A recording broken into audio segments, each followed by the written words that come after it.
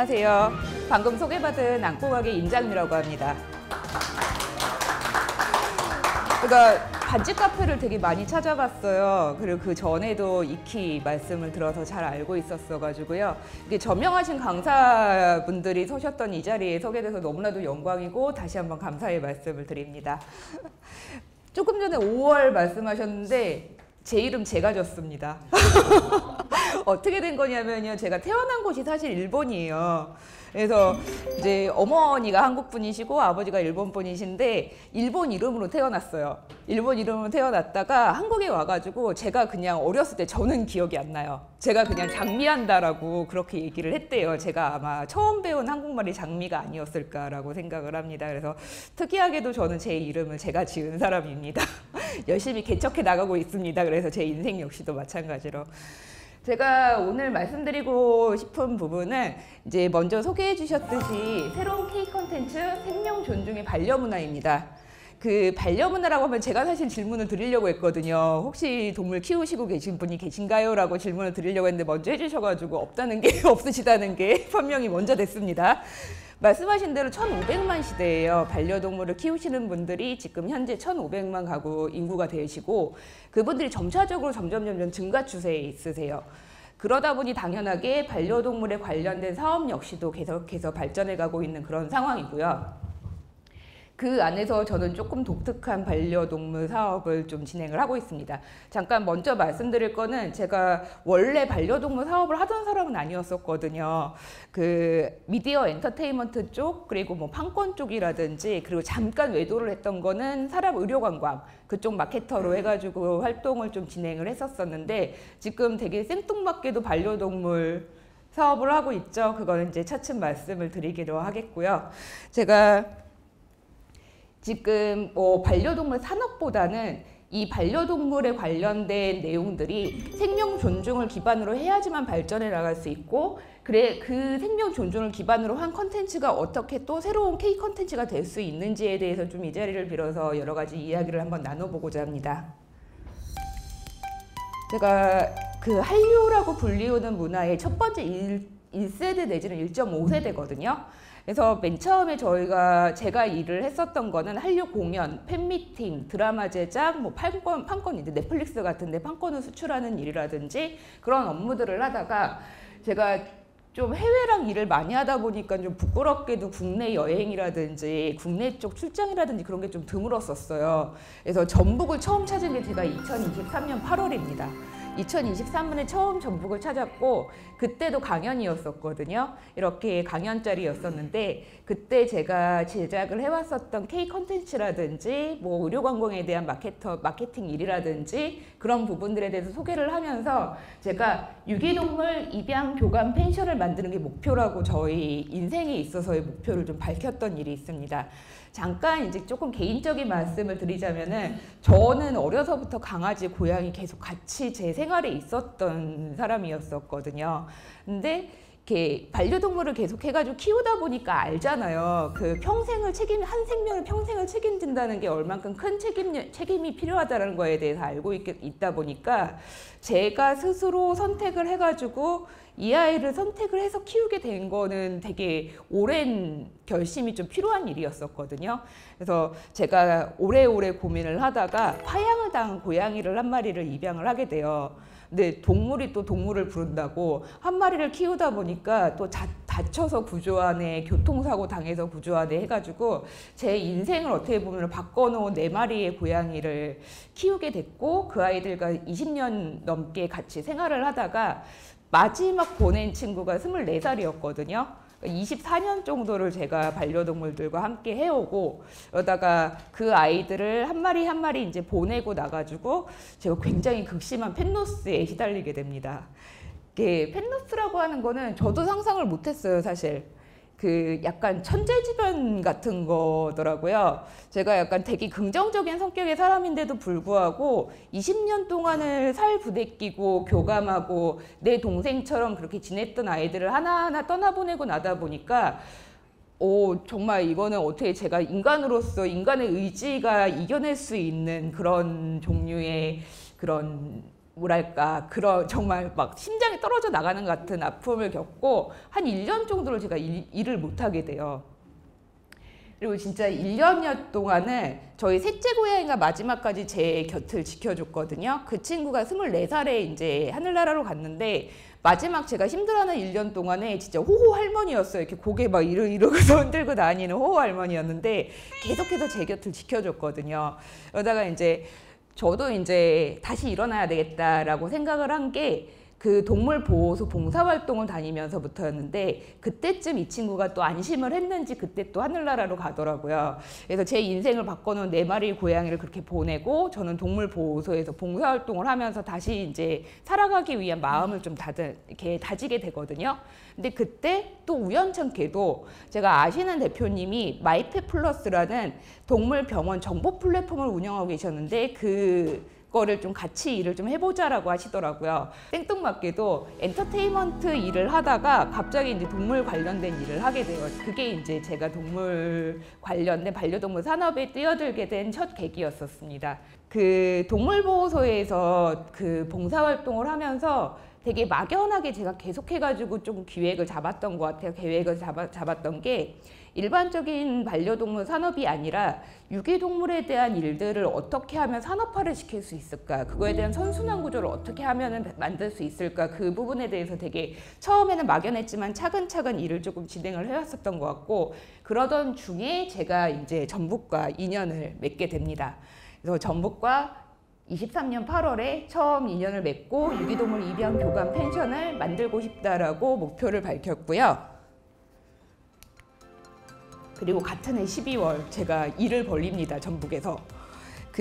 제가 계속해서 이제 동물 관련된 일을 진행을 하면서 일본과도 일본에서 태어났다 보니까 교류가 있었거든요. 그리고 후지TV에서 일을 했었기도 하고 그러다 보니까 일본에 동물의 아버지라는 분이 있으세요. 사카가미 시노부라는 분인데 혹시 아시는 분 있으실 수도 있으세요. 왜냐하면 한국 친한파 배우로 되게 유명하시고 그리고 저분이 엄청난 주당이신데 한국에 그렇게 술을 드시러 오세요.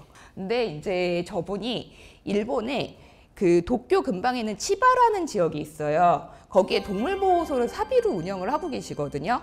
일본의 동물농장 같은 SBS TV 동물농장 같은 후지TV의 사카가미 동물왕국이라는 프로그램이 있고 거기에 메인 MC시면서 기획자이시고 그리고 사비로 동물보호소를 운영하시는 분이셔서 저희가 그때 이제 동물 구조 활동도 계속 다니고 있었거든요. 그 동물 구조 활동에 유튜브 프로그램을 저희가 같이 제작을 하고 있었는데 한번 가보고 배울 점은 배워와야 되겠다라는 생각을 하고 사카가미 씨의 동물 보호소를 저희가 방문을 하게 되거든요.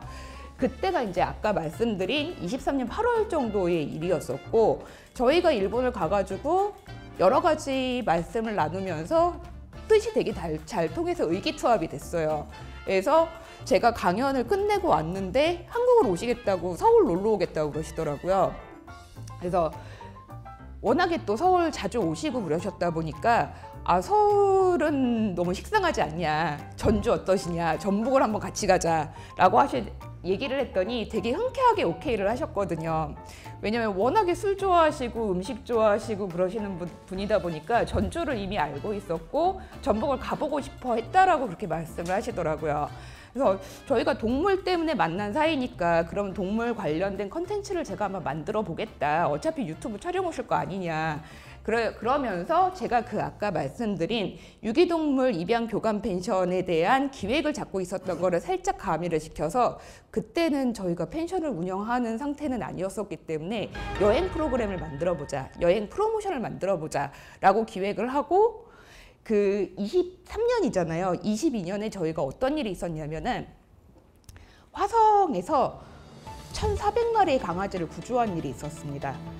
진짜 1,400마리였어요. 좀 이따가 영상 보실 텐데요. 번식장이었거든요. 번식장인데 열악한 환경에서 1,400마리의 아이들이 그냥 방치가 되고 있었어요. 그래서 저희가 동물 구조하시는 분들하고 같이 가가지고 저희 수의사 선생님들하고 같이 가가지고 그 아이들을 구조를 했고 그중에 반수 정도를 경기도 반려마루에서 보호를 하고 있었고 나머지는 전국의 보호소로 이제 뿔뿔이 흩어져 가지고 보호를 하고 있었고 이제 새로운 가족을 찾아줘야 되겠다라는 그 정도의 단계였었거든요. 그래서 그 중에서 저희가 20마리를 선별을 합니다. 근데 여기서 선별의 기준은 사람 기준이 아니에요. 예쁜 아이들, 뭐 어떤 품종견 뭐 그런 게 아니라 저희가 여행을 기획을 한 거잖아요. 그러다 보니까 멀미에 취약하면 안 되고 멀미를 일단 하지 않는 아이들, 그리고 여러 명이서 같이 여행을 떠나는 여행이다 보니까 사람 손을 그리워하는 아이들, 여러 명이 같이 있었을 때 스트레스 받지 않는 아이들, 그러니까 수의사분들하고 전문 훈련사분들하고 같이 해가지고 여행을 떠날 수 있는 아이들로 해가지고 20마리를 선별을 하고요. 그리고 이 아이들을 입양하고자 하시는 분들을 사연을 받아서 20팀을 저희가 선별을 합니다. 그래서 매칭을 시켜주는 거예요. 구조한 아이들과 이 아이의 입양을 원하시는 분들을 매칭을 시키고 같이 여행을 전주로 떠나는 거를 기획을 했거든요. 근데 사카가미 상이 이제 그 기획을 듣더니 그러면 이건 유튜브 콘텐츠가 아니라고 하면서 이제 후지TV를 같이 데리고 오신 거죠. 이제 사카가미 동물왕국의 전북 특별 특집으로 해서 1시간 편이 이제 편성이 됩니다. 그래서 점점 일이 커져가고 있죠. 근데 이제 어차피 저도 이제 미디어를 만드는 사람이고 콘텐츠를 만드는 게 직업인 사람이다 보니까 이 여행 프로그램을 방송과 같이 묶어서 좀 이거는 맨 처음엔 사실 유료 콘텐츠였었거든요. 그럼에도 불구하고 다들 이제 오셨어요. 다 오셔가지고 20팀이 선발된 상황이었는데 전라북도에서 도와주셨고 관광공사에서 도와주셨고 또 코레일에서도 도와주시고 나중엔 사카가미상까지 도와주셨거든요. 그렇게 해서 나중에는 전원 다 무료 여행으로 저희가 진행을 하게 되게 됐습니다. 그래서 보시면은 여기 지금 다 비닐 씌워져 있거든요. 코레일에서 최초로 한 량을 한 칸을 다 그냥 전세를 내주셨어요. 그래갖고 저희가 용산역에서 구조된 아이들 20마리하고 그 다음에 사람 그 강아지들을 데려가고 싶으신 분들 20팀하고 같이 해가지고 여행을 떠나게 됩니다. 그래서 방송에는 전주의 이제 볼거리, 먹거리 다 같이 소개가 됐고 정말 아쉽게도 저희 펜션은 없었던 상황이라 나비잠이라는 한옥 호텔에서 또 협조를 해주셔가지고 거기를 전세를 내가지고 1박을 하시고 한옥 마을 관광도 하고 전주 난장도 가고 그 동물 원래 전주에 있는 동물 동반 카페에도 저희가 가서 요 여행을 이제 진행을 하게 되는 건 거죠. 그래서 현장에서는 2팀이 입양을 결정을 하셨어요. 그리고 방영 기준에서는 6팀이 결정을 하셨고 그 이후에도 계속해가지고 교류를 통해가지고 20마리 모두 다 새로운 가족의 품으로 이렇게 입양이 되게 됩니다. 그리고 이제 여행이 끝난 다음에 익산 공공동물보호소에 가가지고 익산 동물보호소랑 그 전북대가 운영하고 있는 야생동물 보호 구조 치료센터가 있거든요. 거기까지 가서 한국은 어떠한 식으로 행정이 동물 보호에 힘쓰고 있는지 그 스토리를 만들 수 있는 콘텐츠들을 저희가 방송에 녹여서 방송을 하게 됩니다. 그리고 이제 김관영 도지사님도 사카가미와 같이 만나서 어떤 식으로 한국에서는 행정적인 기획을 가지고 발전시켜 나갈지에 대한 말씀을 같이 나누게 되고요. 그래서 또 이제 도지사님과 사카가미상도 같이 또 의기투합이 됩니다. 여기까지가 이제 저희가 이제 프로그램을 만든 여행 프로그램과 후지TV 방송 프로그램을 만든 일이었었고요. 또 이렇게 또 말씀만 드리면 재미가 없죠. 잠깐 영상을 제가 준비를 했을까 한번 같이 감상해 주시면 좀 재미가 있지 않을까라고 생각을 하고 제가 이게 저작권 문제 때문에 유튜브에서 다운로드를 받아왔어요. 근데 1.5배속으로 시간 관계상 1.5배속으로 해가지고 조금 말이 빠를 수 있는데 그거는 양해 말씀 부탁드립니다. 영상 같이 보실게요. 한국에서 기차를 타고 어디론가 이동 중인 남성은 일본 연예인 사카가미 시노부입니다. 그는 술 마시러 한국에 자주 오는 아저씨로 알려져 있는데요. 그 영상을 보고 알게 된 분들도 많을 것 같습니다. 그가 한국에서 술 마시는 방송은 최고 시청률을 기록할 정도로 인기가 많았다고 하는데요. 그래서 이번에도 술 마시러 왔구나 라고 생각하실 수 있지만 이번 방문은 조금 다르다고 합니다. 바로 그의 애견과 함께하는 한국 여행이기 때문인데요. 일본판 동물농장이라고 불리는 사카가미 동물왕국에 출연 중인 그는 일본에서 모르는 사람이 없을 정도로 정말 유명한 애견인입니다. 특별한 동물사랑을 보여주는 사카가미는 애견과 전주로 향하는 기차를 타고 이동 중입니다. 바로 한국에서 최초로 열리는 입양교감 힐링 여행 우리 집으로 가자 라는 페토 프로그램에 한국뿐이 아니라 전 세계 최초였을 겁니다. 아마 이런 여행을 들어본 적 없으실 거예요. 화성의 번식장에서 구조한 구조견 20마리와 입양을 희망하는 예비 보호자가 1대1로 매칭되어 여행을 떠나는 프로그램이라고 하는데요. 이 프로젝트는 여행을 계기로 입양 문화가 활성화되고 정착되길 바라는 마음에서 시작됐다고 합니다. 어느 번식장에서 구조할 당시의 영상이라고 하는데요. 너무 마음이 아픕니다. 저희가 구조하러 갔을 때 이 상황이어서 저 상태로 방치되어 있었고요. 저기는 조금 나은 편이에요.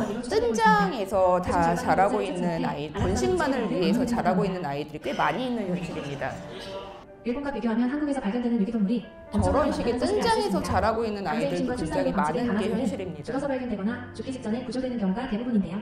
그중에 저희가 구조하러 갔을 때 심지어 좀 이런 거에 마음 약하신 분들도 있으실 텐데 불법 제왕절개 수술을 한 목견의 사체도 굉장히 많이 발견이 됐습니다. 이제 최종 매칭을 앞두고 있습니다. 1박 2일 동안 짧은 만남으로 끝나는 것이 아니라 함께 인연을 이어나갈 두 팀을 발표합니다. 방송에 나온 두 팀 이외에 신중히 고민하던 입양 희망자들까지 포함해서 총 6마리의 강아지가 입양되었다고 합니다. 거의 끝났어요. 영상 자체도 끝났는데 보셨으면 아시겠지만은 되게 사카가미상이 계속 부러워하셨었거든요. 그러니까 이게 전북에서 지금 현재 운영이 되고 있는 행정 시스템이기는 한데 아마 여러분들도 아마 모르셨던 부분들도 되게 많으실 거예요. 저 역시도 이 방송을 준비를 하면서 되게 많은 공부를 했고 그런 부분들이 일본 방송에 담기면서 그 같이 오셨던 이제 사카가미 씨와 그 후지 TV 스태프분들은 한국에서 이러한 시스템이 운영이 되고 있다는 거에 대해서 굉장히 많이 부러워하셨고 그리고 저 역시도 되게 좀 용기를 내서 기획한 여행 프로그램이기는 하지만 이런 여행 프로그램의 행정적인 데에 도움이 계속 올 수 있다라는 그러한 인식의 변화 그런 부분들을 굉장히 많이 부러워하셨습니다.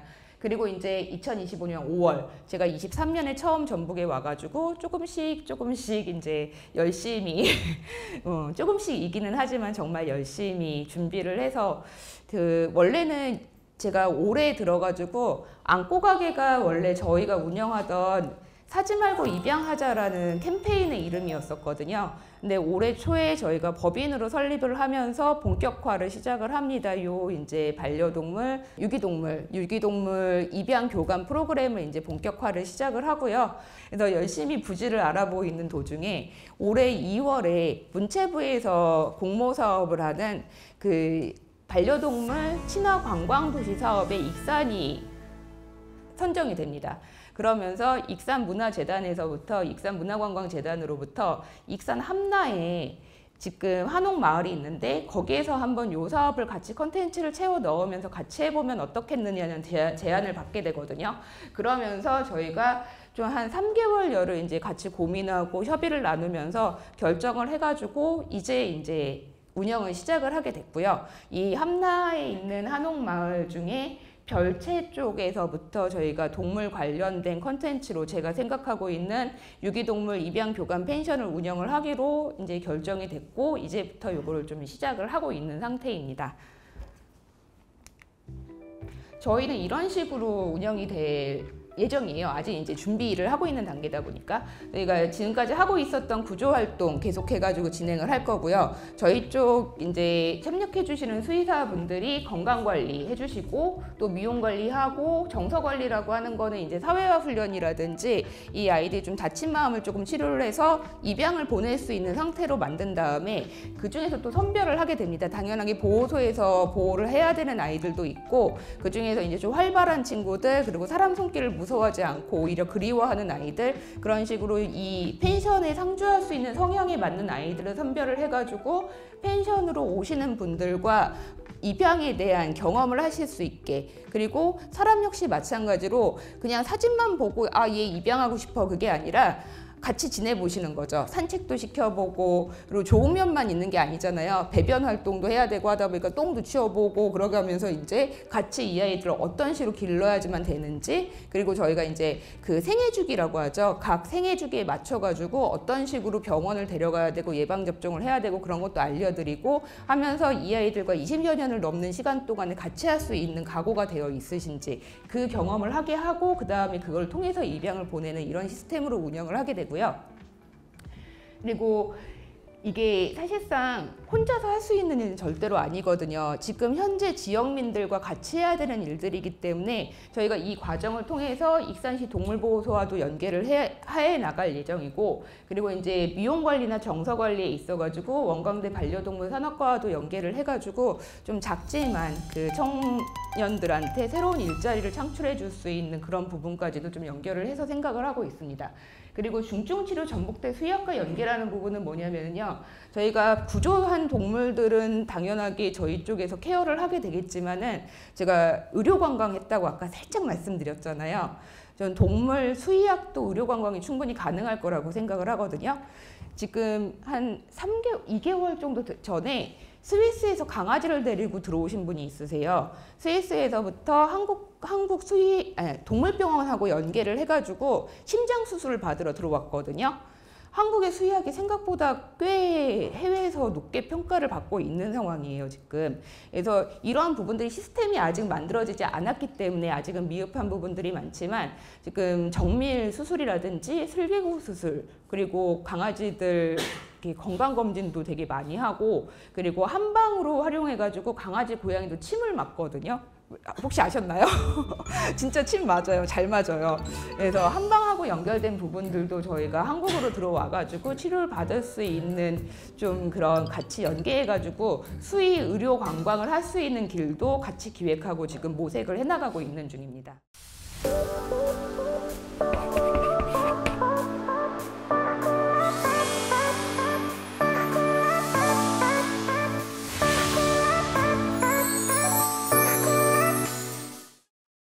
저는 타이틀에서도 말씀드렸듯 생명 존중이 가장 기본이 되어야 되고, 그래야지만 스토리가 생기고, 그래야지만 이 지역에 있는 여러 가지 다른 관광 상품들도 같이 연계가 돼서 발전해 나갈 수 있을 것이라고 생각을 하거든요.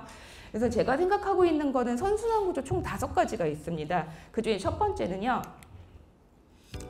제가 여러 가지 일을 해왔다고 말씀드렸잖아요. 근데 저는 딱 한 가지 일을 해온 사람이거든요. 컨텐츠를 만들고 컨텐츠를 발굴하고 거기에 스토리를 입혀서 여러 사람들한테 알리는 일.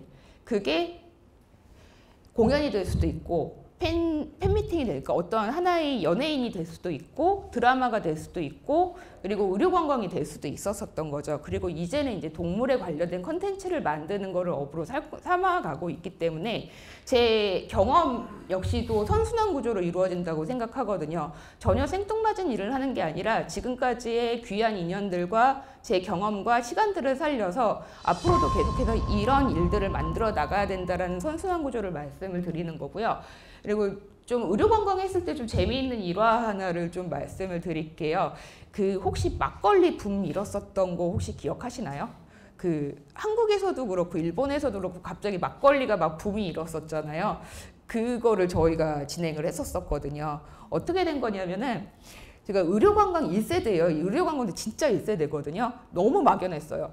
그러니까 생각해 보시면은 내가 비행기표 끊어가지고 생판 모르는 나라에 가가지고 나의 건강을 맡긴다, 약을 짓는다, 수술을 한다. 너무 막연하거든요. 어떻게 해야지 한국에 들어오셔가지고, 아무리 한국의 의료 서비스가 좋다고는 하지만 그걸 어떻게 알리고 어떻게 이분들을 잘 꼬셔서 들어오게 할 수 있는지 너무 막연했어요, 처음에는요.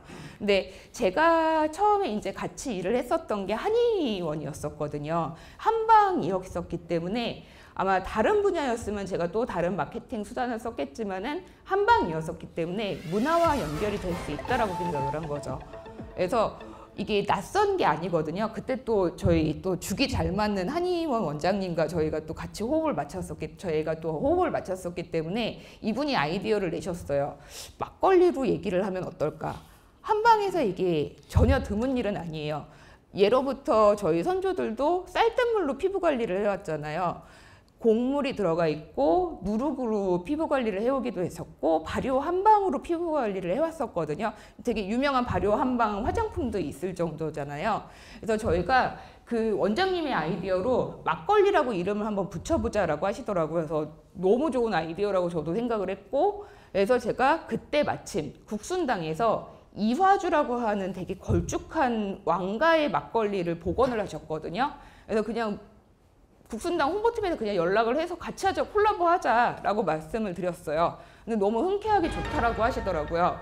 그래서 제가 그 다음에 한 일은 뭐냐면은 이거는 이것대로 계속해서 프로세서를 만들고 있었고 일본에서 파티를 합니다. 그때 당시에 일본에서 막걸리가 약간 마이너하지만은 두터운 팬층을 갖고 있었던 상태였어요. 제가 확실을 한 거는 일본 분들 입맛에 막걸리는 무조건 맞는다. 엄청 좋아하실 거다. 특히 이제 우리 어머님들한테 너무 입맛에 잘 맞을 거다라는 확신이 있었거든요. 그래서 제가 후지TV랑 또 일을 하고 그랬었다 보니까 언론사를 불러가지고 파티를 합니다. 한국에 있는 여러 막걸리들에 대한 시음도 하고 막걸리 칵테일도 그때 처음으로 만들었어요. 여러 가지 입맛에 맞는 막걸리 칵테일을 만들고 음식하고도 마리아주를 해가지고 좀 조촐하지만은 조금 재미있는 파티로 구성을 하고 저희 이제 한의원에서도 오픈 파티를 막걸리 파티로 진행을 해서 막걸리 동호회 분들을 초대를 해서 언론사를 불러가지고 막걸리 붐을 먼저 일어나게 하거든요. 저희는 살짝 돌멩이를 던진 것 뿐이기는 해요. 근데 이제 그렇게 되다 보니까 언론을 타다 보니까 여러 막걸리 가게들이라든지 업체들에서 알아서 또 홍보를 하시더라고요. 막걸리를 홍보를 해주시더라고요. 그래서 그 다음에 바로 막걸리 발효 한방 스킨케어를 저희가 일본 방송국에서 진행을 하게 되고요. 그래서 일본, 중국, 동남아, 미주, 유럽 해가지고 한 150번 정도를 저희가 방송을 나가게 됩니다. 그래서 계속 취재 요청이 계속 한 주에도 한두 개씩은 계속 들어왔었어요.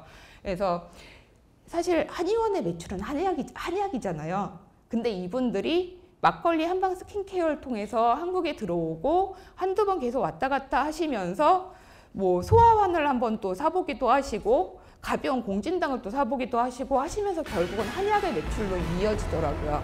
그래서 저희가 2년 정도 있다가 외국인 환자 유치 상위 10개 의료기관 중에 전국 5위를 하게 됩니다. 그리고 한방 쪽에서는 한방 병의원 중에서는 전국 1위를 하게 되고요. 네, 너무 이제 좀 기뻤던 게 서울대학병원이 저희보다 아래 순위에 있습니다. 그래서 굉장히 저 스스로 너무 칭찬을 할 만한 그런 마케팅이었고 근데 지금 저는 또 동물에 대해서 처음 한 발자국을 내딛고 있는 거잖아요. 어떻게 보면은 반려동물 산업은 계속해서 발전을 해나가지만 제가 하고자 하는 거는 어떻게 보면은 되게 독특한 산업이기 때문에 지금 역시 마찬가지로 저도 되게 두려움도 많고 여러 가지 리스크에 대해서 생각을 하고 있고 하지만 그때도 마찬가지로 제가 의료관광 1세대로서 일을 했던 그런 경험을 살려서 제 인생 역시도 여기에 녹여서 제 인생의 마지막 목표로 지금 반려동물 관련된 산업을 계속해서 키워나가고 있습니다. 제가 생각하는 선순환 구조 두 번째입니다. 가치의 공존이요. 지금 반려동물 1,500만 시대라고는 하지만 동물을 좋아하지 않는 분이 계실 수도 있고 알레르기가 있으신 분이 있으실 수도 있고 좋아는 하는데 무서워하시는 분들도 있을 수가 있어요. 반려인과 비반려인은 반드시 공존을 해야지만 되거든요. 서로 배려를 하고 공존을 해야 되는데 그 배려의 마음이 없으면은 그 어떠한 사업이든 어떠한 산업이든 발전할 수 없다라고 보거든요. 그 수명은 짧을 수밖에 없다라고 생각을 해요. 사실 반려인도 비반려인의 눈치를 되게 많이 보거든요. 뭐 강아지 산책을 시킬 때 서울 같은 경우에는 좀 두근두근 하는 분들이 되게 많으시대요. 오늘 산책길에 만나는 사람이 혹시 우리 강아지 미워하면 어쩌지? 폐를 끼치면 어쩌지? 얘 틀림없이 산책을 하면서 이렇게 배변도 할 텐데 나는 치우기는 할 건데 그런 거 되게 싫어하면 어쩌지? 하면서 되게 걱정하시는 분들이 되게 많으시더라고요.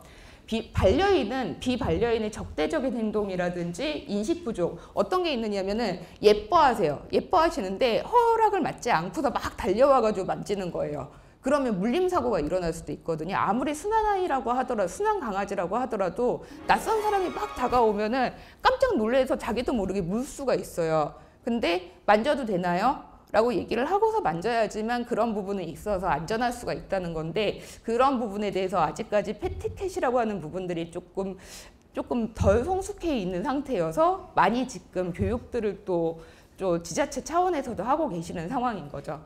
그래서 반려인은 이제 비반려인의 저런 행동들에 대해서 조금 두려움을 느끼고 계시고 비반려인 같은 경우에는 당연하게 또 위생 문제 그 강아지 산책시키면서 똥 싸는데 안 치우고 가시는 분들도 의외로 많아요. 그런 분들 때문에 반려인의 인식이 안 좋아지는 거거든요. 당연히 지킬 부분 지켜야 되고 배려할 부분 배려해야 되고, 그리고 또 옆집, 뒷집, 윗집 소음 문제, 짖음이 좀 심한 아이들을 훈련 안 시키고 그냥 놔두는 문제라든지 이런 부분들은 서로 공존을 하기 위해서 배려심을 갖고서 발전시켜 나가야 되는 부분이라고 생각을 합니다. 반려동물 친화 관광도시 사업이 이제 전국적으로 일어나고 있는데, 그게 지금 실질적으로 필드에서 뛰시는 분들 얘기를 들어보면은 문제가 되게 많아요.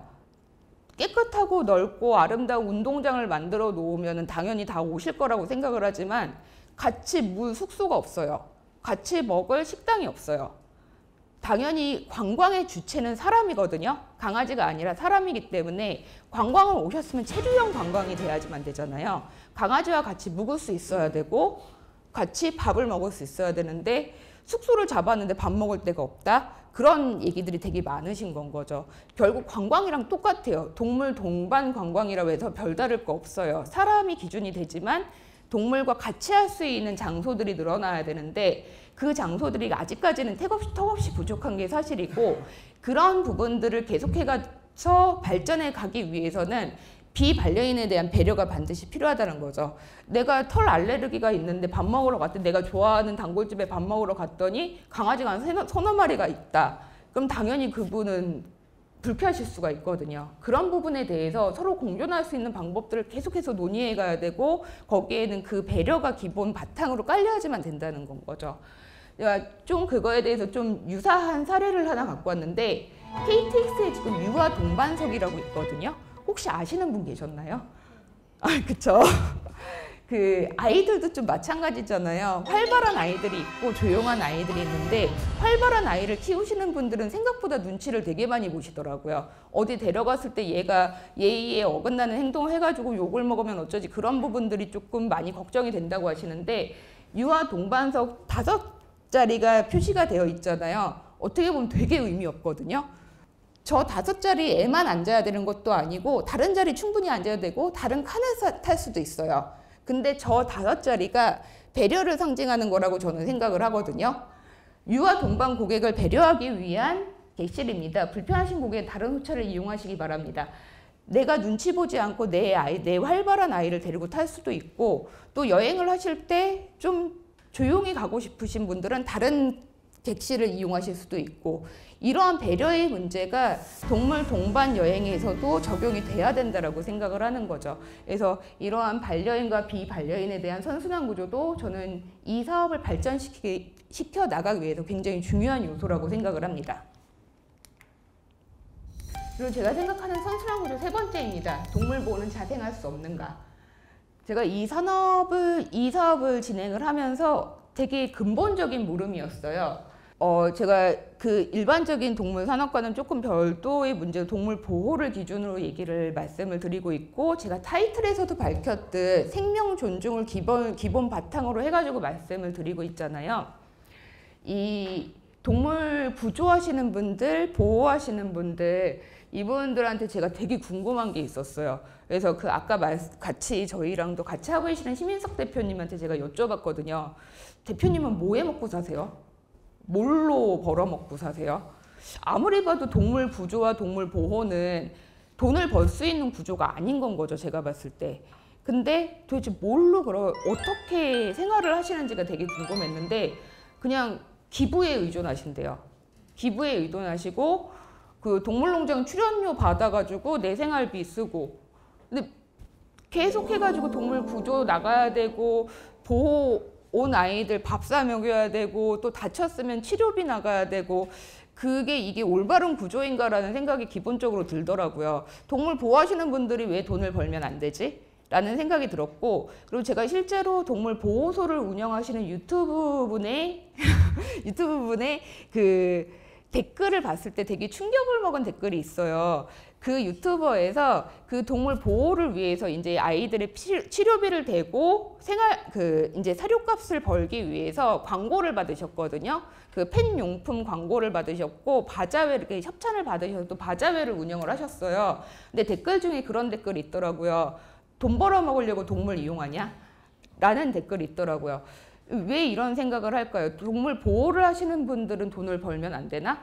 돈을 벌어야지 이게 또다시 선순환 구조가 일어나고 경제가 발전을 하고 그 지역에서 보호소가 있는 또 그 지역이 발전할 수 있을 텐데 왜 이렇게 편협한 생각을 하지라는 생각을 했어요. 저는 그게 관광과 결합이 됐을 때 이 구조를 만들 수 있지 않을까라는 고민을 하게 된 거죠. 지역 특색을 살린 힐링 관광 사업을 활성화를 시키면은 지금 계속 반려동물 인구가 늘어감에 따라서 그 이면도 틀림없이 존재를 하거든요. 그러면은 유기동물, 보호동물 이 친구들에 대한 어떠한 지원이 계속 같이 발전을 할 수밖에 없는 구조이기 때문에 여기에서 선순환 구조의 매출이 발생을 해야지만 결국은 또 동물한테 쓰일 수가 있고 그 동물에 관련된 부가 산업들이 발전을 할 수가 있다라고 생각을 하는 거거든요. 동물 키우시는 분들이 또 착한 소비에 되게 열광을 하세요. 사회적 가치를 포함하고 있는 이른바 돈줄 내주겠다 그런 거 있잖아요. 착한 소비를 이어졌을 때 그게 또 어떻게 올바르게 쓰이느냐 그런 거를 생각해 봤을 때 그러면 동물 보호랑 산업 구조를 어떻게 연결을 시킬까라고 했을 때 제가 해답으로 생각을 한 게 관광산업이었던 거죠. 그 아까 처음에 영상 보여드렸던 그 여행 프로그램을 하고 후기를 저희가 다 받았어요. 이번 여행을 함께한 구조견과 어떤 시간에 가장 많이 교감할 수 있었나요? 라는 질문이었거든요. 거기에서 다 100% 숙소를 꼽으셨어요. 숙소에서 자기 전 서로 가만히 바라보았는데 그때의 느낌이 표현되지 않아요. 서로의 심박수를 느끼며 마음이 몽글몽글해졌어요. 이게 틀림없이 뭔가 선순환 구조, 경제적인 선순환 구조를 만들 수 있는 해답이 될 수 있겠구나라고 다시 한번 확신을 한 계기였었거든요. 그리고 아까 그 방송 프로그램을 보고 일본에서 이러한 댓글들이 되게 많이 달렸거든요. 한국도 부탄같이 동물 친화적인 나라구나. 그런 착한 나라에 가보고 싶어지네. 일본 의원님들 조금은 본받으세요. 일본도 동물에게도 사람에게도 좋은 나라로 만들어주세요. 결국은 관광으로 연결될 수 있구나라는 걸 많이 느꼈어요. 저희가 기획을 했었던 거는 단순하게 관광지 소개를 하고 관광 프로그램을 알리는 게 아니라 동물에 대한 그리고 생명에 대한 기본 존중이 어떻게 이루어질 수 있는지에 대해서를 기본 밑바탕으로 깔고 갔는데 그게 결국은 그 선한 마음과 그 이미지와 스토리가 결국은 관광하고 연결되고 관광에서 발전을 시킬 수 있는 어떤 요소들로 적용이 된다는 걸 제가 확신을 했거든요. 그래서 이런 동물 관련된 여러 문제들을 해결할 수 있는 거는 결국은 또다시 컨텐츠랑 관광이라고 생각을 했던 겁니다. 물론 여기에서 정말 중요하게 마음을 다잡아야 되는 거는 있어요. 제 스스로도 항상 이 부분에 대해서를 늘 고민을 하고 흔들리지 않게, 흔들린다라고 표현하기는 좀 그렇지만은 이 한 끗 차이에서 벗어나지 않기 위해서 노력을 많이 하고 있거든요. 기본적인 이 생명 존중에 대한 마인드를 갖고 가야지만 계속해서 발전해 나갈 수 있고 장기적인 생명력을 가질 수 있는 일이 될 수 있을 거라고 확신을 합니다. 선순환 구조 네 번째입니다. 사랑 또한 치유받는다. 그 동물 구조 하시는 분들이 제일 많이 받는 질문이 두 가지가 있으세요. 첫 번째, 왜 하필 동물이니? 라는 질문을 많이 받으세요. 죽어가는, 학대받아서 죽어가는 어린이들도 있고 고독사하는 노인층도 있는데 왜 사람들도 살기 힘든 시대에 왜 동물이니? 라는 질문들을 또 많이 하신다고 그러시더라고요. 저도 실제로 받아본 일도 있고요. 근데 저는 그거에 대한 해답은 명확합니다. 동물에 대해서 계속해가지고 제가 가장 집중할 수 있고 가장 애정할 수 있는 부분에 대해서 제가 선한 마음을 갖고 선순환 구조를 만들어 나간다면은 그건 결국 다시 사람한테 돌아올 수 있고 사람이 그 보답을 돌려받을 수 있다라고 생각을 하거든요. 그리고 두 번째 질문은 뭐가 있느냐면은 채식주의자니? 고기 안 먹니? 그럼 가축들은 안 불쌍하니? 그 질문을 또 많이 받으세요. 저 고기 좋아하거든요. 고기를 못 끊어요. 그리고 혹은 마음에 드는 어떠한 제품이 가죽 제품일 수도 있는 거고 그거에 대해서는 저도 계속해가지고 가치관에 대해서 계속 고민을 해왔는데 바로 얼마 전에 제가 그 해답을 찾았습니다. 그 제가 좀 잘 보는 유튜브 채널이 있는데 여러 이제 교수님들이 같이 대담을 하시는 그런 채널이에요. 뭐 과학 얘기도 하고 철학 얘기도 하고 하는데 주제가 동물이었었거든요. 그러니까 동물 실험에 대한 이야기였었고 동물 실험을 얘기를 하다 보니까 당연하게 그 동물 생명 존중에 대한 얘기가 나왔어요. 근데 MC분이 질문을 하신 거죠. 혹시 육식 안 하시나요? 그거 이율배반적인 거 아닌가요? 생명을 존중한다면서 육식을 하는 거는 이율배반적인 게 아닌가요? 라고 질문을 했을 때 경희대 동양철학과 교수님께서 그런 답변을 하시더라고요. 그게 인간의 한계다. 하지만 한계가 있다고 해서 하지 않을 거냐? 생명에 대한 마음을 멈출 거냐? 바로 저는 해답을 거기서 찾았어요. 아니더라고요. 제가 부족한 인간이기 때문에 육식을 할 수도 있고 가죽 제품을 살 수도 있고 하지만 제가 조금이라도 한 걸음 한 걸음을 내딛는다라면 사람이 사람다운 세상 그리고 생명이 존중받는 세상을 만드는데 조금이라도 더 일조할 수 있지 않을까. 그 발걸음을 멈추지는 않을 거다. 내가 부족하지만. 라는 데에서 제가 해답을 얻었거든요. 그래서 지금 동물이 사람한테 줄 수 있는 이 보답에 대해서가 굉장히 많이 또 사회적으로 대두가 되고 있어요. 많은 분들이 아실 거예요. 치매 예방과 치매 치료에 동물이 활용이 되고 있고요. 그리고 지금 이제 자폐 아동들, ADHD 환자분들, 그리고 PTSD가 있는 좀 소방관이라든지 경찰의 심리치료, 동물 매개 심리치료라고 해가지고 동물 테라피 견과 테라피 묘를 활용한 그러한 사람의 심리치료가 굉장히 발전을 하고 있고요. 저 역시도 마찬가지로 지금 펜션으로 시작을 하지만 동물매개 심리치료로 발전을 시켜갈 수 있는 그런 길을 좀 모색을 해나가고 있습니다. 또 한 가지 또 재미있는 사례여가지고 제가 갖고 와봤는데요. 미국 교도소에서 고양이를 기를 수 있게 해주는 프로그램을 시작을 했다고 하더라고요. 제가 개인적으로는 좀 흉악범은 좀 엄벌에 처해야 된다는 주의이기는 한데요. 이건 좀 재밌는 사례여가지고 흉악범들한테 교화 과정을 통하고 그 교화가 어느 정도 됐는지 테스트를 한 다음에 그 교도소 내에서 고양이를 기를 수 있게를 해준대요. 그리고 이 사람이 그 출소 후에도 이 아이를 입양해 가려면은 더 엄격한 교화의 과정이 필요하다라고 하더라고요. 근데 이게 굉장히 큰 효과를 지금 발휘를 하고 있대요. 그래서 실제로 흉악범들이 교화되는 데에 동물이 활용이 되고 있고, 그리고 좀 재밌는 거는 강아지는 안 된대요. 훈련시키면은 교도관을 공격하라고 교육을 시킬 수 있기 때문에 공격 능력이 없는 고양이만 활용되고 있다고 합니다. 그리고 강아지, 고양이 키우는 만족감이 연봉 1억 3천만 원 늘어나는 수준이라고 하는데 저는 3마리니까 꽤 고액의 연봉자죠. 그리고 희한하게도 좀 이런 연구는 누가 하는 걸까? 라고 생각을 하면 대부분 영국이더라고요. 이거 역시 마찬가지로 영국에서 반려동물을 키우는 만족감에 대해서 수치화한 그런 연구 결과입니다. 치매가 됐던 자폐아동이 됐던 저희 생활에서 동물이 다시 돌려줄 수 있는 그러한 이득이라고 해야 될까요? 혜택이라고 해야 될까요? 마음의 위안? 이런 거는 생각보다 꽤 많다는 거를 여러분들도 아마 짐작을 하실 수 있으실 겁니다. 제가 좀 감동적으로 본 또 영상이 하나 있어서 굉장히 짧은 영상인데 이거 잠깐만 또 보고서 넘어가실게요.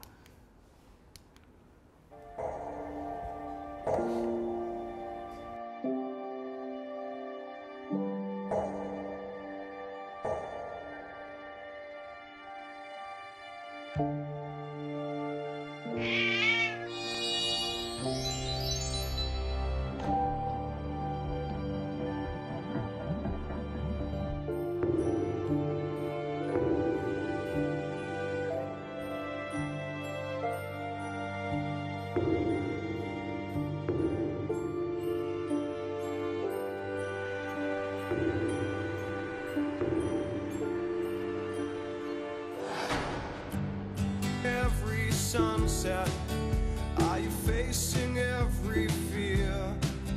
Are you reaching even higher when your dreams all disappear? 'Cause all our lives are just satellite, here and gone like satellite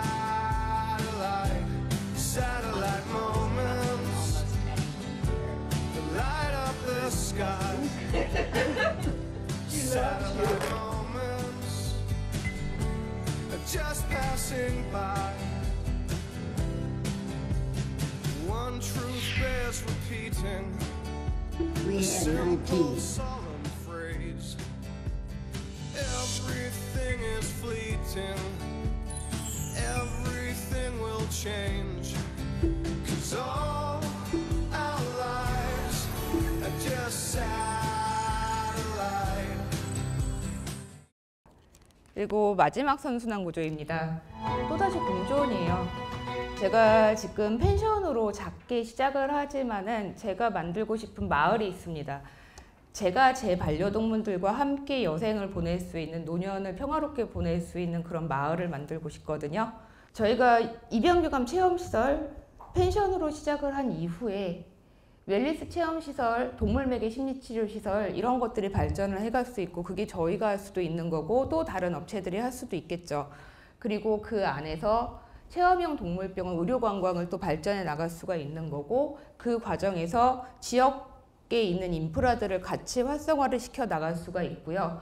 그리고 지금 탈서울을 꿈꾸는 분들 되게 많으시거든요. 저 역시도 그렇고요. 저도 지금 익산으로 이사 올 생각을 하고 있는데, 서울 생활에 지치신 분들이 되게 많으세요. 그리고 특히나 다견, 다묘 가정, 그 다음에 대형견 키우시는 분들, 그런 분들이 이제 서울을 좀 탈주하시는 꿈을 좀 많이 키우고 계신데, 은퇴 부부가 될 수도 있고, 그리고 요즘 재택근무들 많이 하잖아요. 좀 번아웃 온 현대 좀 젊은이들이 될 수도 있고, 그런 친구들이 서울을 벗어나고 싶은데 못 벗어나는 이유는 두 가지가 있어요. 뭐 먹고 살지? 그거랑, 그리고 거기 가서 적응할 수 있을까거든요. 근데 반려동물을 키우는 분들이 같이 뭔가를 타운을 형성해서 마을을 같이 살 수 있는 타운이 형성이 된다라면 조금 더 이제 주변에서 같이 좀 의기투합해서 이사를 오실 수도 있고, 조금 더 공감대를 형성해서 같이 살 수 있는 동물 친화 마을을 만들 수도 있을 것이라고 생각을 하고, 저도 그러한 미래를 좀 꿈꾸고 있거든요. 그러다 보면 그 안에서는 노령 반려동물 요양시설이라든지 왕진 서비스 동물병원 같은 데가 생기면서 새로운 일자리가 또 창출이 될 수도 있을 거고요. 그리고 반려동물 동반 입양이 가능한 요양원이나 병원이 또 생길 수도 있을 거고요. 이런 부분들이 지역 내에서 산학협력을 이루어서 계속해서 발전을 해나가고, 뜻이 모아진 사람들과 함께 살 수 있는 그런 마을을 만드는 것까지를 저는 꿈으로 생각을 하고 있지만, 제가 어디까지 이룰 수 있는지는 모르겠어요. 이런 마을을 좀 소규모로 만들 수도 있는 거고, 저희 세대 이후에 만들어질 수도 있는 건데, 제가 아까 촬영 진행했던 사카가미 씨하고 같이 말씀을 나눴던 게 있어요. 우리 세대에서 이루지 못해도 괜찮다. 우리는 스타트를 할 뿐이다. 한 발자국을 내딛을 수 있으면은 그거를 그리고 다음 세대한테 유산으로 물려줄 수 있으면 얼마든지 우리는 의미 있는 인생을 살았다라고 생각할 수 있을 것이다. 제 인생이 10년이 남았을지 5년이 남았을지 1년이 남았을지 모르는 거잖아요. 제가 이 자리에 서서 제가 살아온 경험을 계속해서 쌓아나가면서 제가 진심을 담고 이 사업을 해나간다면 아마 어느 순간에 이런 마을이 형성이 될 수도 있을 거고요. 제 주변에서 반려동물 키우는 또 소중한 사람들과 함께 이 마을로 이사와서 살 수도 있을 날이 있을 거라고 꿈을 꿉니다. 그러한 지역을 저는 전북하고 함께 만들어가고 싶습니다. 오늘 제가 준비한 이야기는 여기까지입니다. 감사합니다.